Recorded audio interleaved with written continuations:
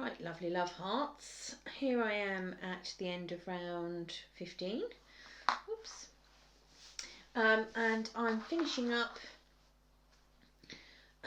just putting one treble in each stitch all the way around. I've checked my stitch count. I honestly promise. I didn't think you'd thank me for going through and counting on camera, because it took me about 4 attempts because my mind was wandering and I kept forgetting things. So let's just assume I've got the correct number of stitches, because I promise. I'm going to close again just as we have previously. We have still got to continue using moss, so I'm just closing with a slip stitch into the top of the chain where 3 chain where I started. So through I go, pull that through and through. And we are now going to start round 16, which actually begins our decreasing. So we've got to the maximum stitch count we're going to get to, and we're now going to start taking it down. And in our first decrease round, we sort of wipe out completely what we did in round 14, which was the increase. Remember, in round 14 we worked 15 stitches and then increased. Well, in round 16 we're going to work 15 stitches and then decrease. And how we're going to do that is a treble 2 together. Now what I'm going to do is quickly shove 15 trebles in so I can show you how to do a treble 2 together. So let me just repeat that.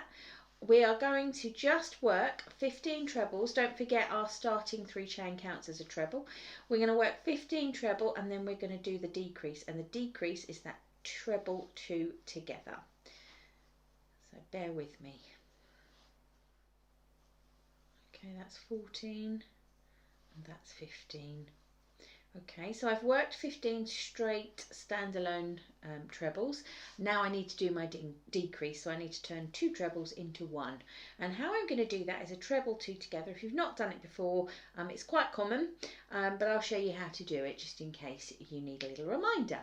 So yarn around the hook just as if we're going to do a normal treble, and to start with we are. So I've done the yarn around the hook, put the hook through the stitch and pulled up a loop. I'm now going to put yarn around the hook and pull through 2. Now normally I'd then yarn around the hook and pull through those 2, wouldn't I? But I'm going to leave that there because I want to go ahead and get to the same stage with another stitch before I do anything with these. So I'm going to just leave that there, leave 2 loops on the hook and go along and do the same again in the next stitch. So yarn around the hook, hook through the stitch, pull up a loop, yarn around the hook and pull through 2, and I'm now left with 3 loops on my hook. And at this point what I'm going to do is I'm going to pick up my yarn and pull it through all 3, all the way through 3 loops. Now what I've done there, you can see, if I take, oh, I've got a bit sort of caught up there. If I take my hook out, you can see at the base I've clearly got, can't see what you can see, here we go, right, I've got 1 stitch going up here and I've got 1 stitch going up here, but at the top I've just got them coming into this one, oh goodness me, into this 1 stitch here. So I have decreased from 2 to 1, and that is what we're going to do all the way around. I'm going to just do a couple of stitches here and just show you that again just in case, and then I'll take it back. But let's assume I am now ready to do my decrease in this next stitch. So let's just do that one more time. So yarn around the hook, hook through the work, pick up the yarn and pull through, 3 loops on the hook, yarn over and pull through 2, and then we're going to move on from there. So yarn around the hook, go into the next stitch, yarn around the hook and pull through, 4 loops on the hook, yarn around the hook and pull through 2, and at this stage where I've got 3 loops on the hook, and you can see I've got 2 partial trebles made there, only now am I going to do a yarn around the hook and pull through all 3 loops. Okay, and there you can see nice and clearly that 2 stitches have merged into form 1 stitch at the top. Okay, so that's our decrease. That's what we're going to be doing all the way around this round 16. So I will do that and I'll see you at the end. Okay, so I'm now doing my last treble 2 together on round 16, and this is going to take my stitch count down to 160. Okay, I've checked it, it's fine. And I'm going to join to close the round, just as we've done up to this point. So like I said, we're now down, we've lost 10 stitches on that round and we're down to 160. We're going to lose another 10 stitches on this next round in absolutely the same way, i.e. we're going to be trebling 2 together. But what's going to be a little bit different, we finished our round with a decrease, with a treble 2 together, in the same way as we finished our rounds with increases. So our last increase always fell on the last stitch, and our decrease has fallen on the last stitch. What we want to do as we go forward, we're going to kind of stagger those decreases. So rather than have it finishing here again, our last decrease will happen about here. So if you look kind of between my fingers, those will be the stitches that will remain untouched, and we'll do a decrease maybe around here and around here. So things are slightly different in terms of the pattern, because our regular decrease that we work repeated throughout is 14 stitches and then a decrease, but we don't start with 14 stitches, we split it. We're going to start with, I think, 6 stitches on this side and do 8 on this side. So we're going to finish with 8 straight stitches, we're going to start with 6 straight stitches. We work in a circle, so if you think about it in a circle, between those fingers where I am now will be 14 stitches untouched. So I think hopefully that makes sense. We're just moving where our decreases fall a little bit. So let's just do that, just so as I can reiterate. We're starting with our 3 chain as usual. That counts as our first treble, and we're going to do 5 more trebles. 1, 2,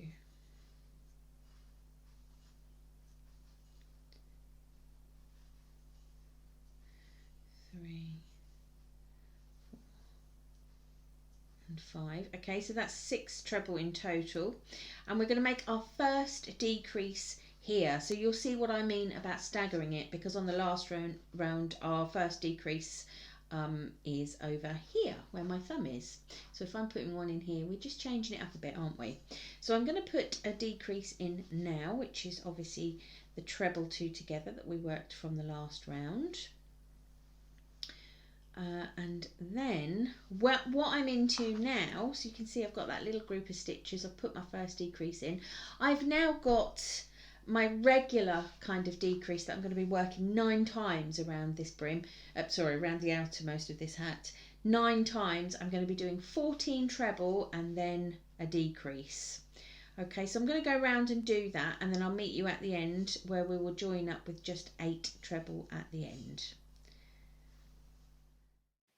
Right, I've just completed 14 standalone trebles. I'm going to do one more treble 2 together. So I think that's my 9th repeat of that little pattern, and if you look you can see I'm coming up to the end of the round, and I should, with a fair wind, I keep saying that, sorry, I should have 8 stitches left. So let me just count them. 1, 2, 3, 4, 5, 6, 7, 8. Yay! So when I complete those 8 stitches, they will join to the 6 we made at the beginning, and lo and behold, there will yet again be 14 stitches between decreases. So we have staggered that decrease as discussed. Let me just get to the end so you can see that, and then we'll have a little chat about where we go next. Okay, and here's my last one. Right, so when I join into the round, join the round, thus, if I just take my hook out for now, we have now got our last decrease of the round there, and our first decrease is there, so you can see the 14 stitches sitting between it, just as 14 stitches are sitting between it here. So all we've done is staggered that decrease. Now I just want to show you this as well. Can you see how it's curling over? When we block it, I'm turning it round to the wrong side now. When we block, that curl is going to go the other way. We've got some more work to do obviously, but it's going to form that traditional beret shape. You can see it naturally is curling over because we're reducing our stitches. That's going to help us when we block it at the end to make it the shape we want it to be. Now I'm not going to go through each of the decrease rounds with you because it essentially follows that pattern. That is to say, where we are now in round 18, we're actually going to go back to doing a repeat, which will finish our decrease on the last stitch again. So we're staggering again, and we're staggering each alternate round. It is quite straightforward. I don't think you need hand holding to do that really. So I'm going to go ahead and complete all of the decrease rounds up till and including round 22. And I'm going to see you at the end of round 22 when we should have a nice round 100 stitches.